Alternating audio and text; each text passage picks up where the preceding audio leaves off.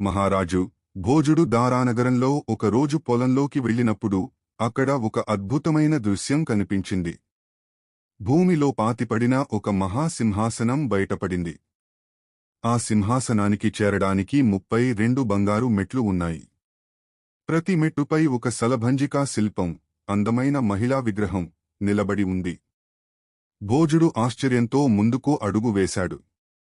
అతను మొదటి బంగారు మెట్టుపై కాలు పెట్టగానే ఆ శిల్పాల్లో ఒకటి కదిలింది.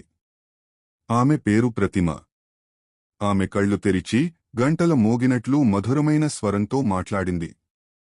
ఓ మహారాజా భోజా! నువ్వు నిజంగా ఈ సింహాసనానికి అర్హుడివని నమ్ముతున్నావా? ఇది దేవతలు నిర్మించిన సింహాసనం. ఇది ఉజ్జయిని మహారాజు విక్రమాదిత్యుడికి మాత్రమే చెందింది. ఆయన గొప్పతనం గురించి విను. ఆమె కథ మొదలైంది. ఒకరోజు ఒక పేదవాడు ఆకలితో రాజసభకు వచ్చాడు. అతను ఒక భోజనం మాత్రమే అడిగాడు.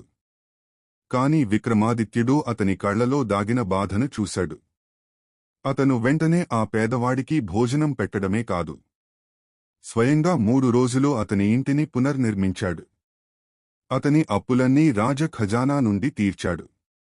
మంత్రులు ఆశ్చర్యపోయారు. మహారాజా, ఒక పేదవాడి కోసం ఇంత ఖర్చు ఎందుకు? అప్పుడు విక్రమాదిత్యుడు ప్రశాంతంగా అన్నాడు. ఒక మనిషి అడిగే మాట వెనుక ఉన్న నిజమైన అవసరం అతని గర్వం వల్ల చెప్పలేని స్థాయిలో ఉంటుంది. నేను అతని మాటను కాదు, అతని అవసరాన్ని తీర్చాను. కథ ముగిసింది. ప్రతిమ నేరుగా భోజుడిని చూచి అడిగింది. ఓ మహారాజా! మాటల వెనుక ఉన్న నిజమైన అవసరాన్ని చూసి సహాయం చేసేంత గొప్ప మనసు నీకు ఉందా? భోజుడు ఒక్క క్షణం నిశ్శబ్దంగా నిలిచిపోయాడు. తర్వాత నెమ్మదిగా ఆ మొదటి మెట్టునుంచి వెనక్కి దిగిపోయాడు. ఆ క్షణంలోనే ప్రతిమ శిలలా మారిపోయింది.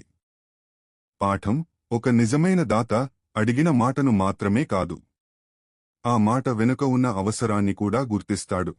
99% మంది చూస్తున్నారు, కానీ సబ్స్క్రైబ్ చేయట్లేదు. మా ఛానల్కి సపోర్ట్ చేయండి బ్రో. ఇప్పుడే సబ్స్క్రైబ్ చేయండి.